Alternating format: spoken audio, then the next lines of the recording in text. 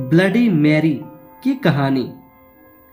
England की राजगद्दी साल 1509 से लेकर 1547 तक हेनरी के हाथों में हुआ करती थी। राजा हेनरी की कई पत्नियां और एलिजाबेथ व मैरी नामक 2 बेटियां थीं। इनमें से मैरी राजा की पहली पत्नी की बेटी थी। राजा हेनरी को मैरी ज़्यादा पसंद नहीं थी, इसलिए वो उसके साथ बुरा व्यवहार करते थे। मैरी महल के नौकरों के साथ महल का काम करती थी। अगर मैरी कुछ कह भी दे तो राजा उसकी कोई बात नहीं मानते थे। सन 1547 में जब राजा हेनरी की मौत हो गई तो प्रजा की इच्छा अनुसार 16 शताब्दी के दौरान हेनरी की पहली बेटी मैरी को इंग्लैंड की राजगद्दी दे दी। वह इंग्लैंड की रानी बन गई। उस समय इंग्लैंड के हालत बहुत अच्छे नहीं थे। इंग्लैंड कैथोलिक और प्रोटेस्टेंट इन 2 धर्मों के बीच में बट गया था। उस समय दोनों धर्मों के लोगों के बीच जंग छिड़ी हुई थी। रानी मैरी चाहती थी कि पूरे इंग्लैंड में सिर्फ एक ही धर्म हो, लेकिन लोगों ने उसकी यह बात मानने से साफ इनकार कर दिया था। इससे नाराज होकर रानी ने उसकी बात न मानने वालों की मौत की सजा दे दी थी। वह ऐसे लोगों को जिंदा भी जला देती थी। रानी मैरी की इस क्रूरता की वजह से इंग्लैंड के लोग उससे नफरत करने लगे।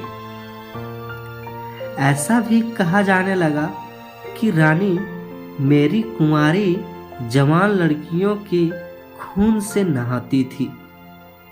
उसका मानना था कि उनके खून से नहाने से वह ज़्यादा दिनों तक जवान रह सकती है। कुछ सालों बाद रानी मैरी ने शादी कर ली और कुछ समय बाद इंग्लैंड में एक खबर आई कि रानी मैरी गर्भवती है और जल्द ही उनके राज्य को नया राजा भी मिल जाएगा। इस बात से हर सभी खुश हुए, लेकिन उस समय रानी मैरी के साथ बहुत ही अजीब घटना हुई। उनके गर्भ से किसी भी बच्चा का जन्म नहीं हुआ, बल्कि कुछ ही महीनों के बाद रानी मैरी का पेट फिर से सामान्य हो गया। वहां के ओझा लोगों ने अपनी तंत्र विद्या से बताया कि रानी मैरी के गर्भ में कोई बच्चा नहीं, बल्कि एक भूत आकर निवास करता है। कुछ समय बाद रानी मैरी के गर्भ में वही भूत आकर रहने लगा और वह फिर से गर्भवती हो गई। इस बार भी रानी का कोई बच्चा नहीं हुआ और इस घटना के कुछ ही दिनों के बाद रानी मैरी की मृत्यु हो गई। इसके बाद मैरी की छोटी बहन एलिजाबेथ को इंग्लैंड की राजगद्दी पर बैठाया गया और एलिजाबेथ इंग्लैंड की नई रानी बन गई।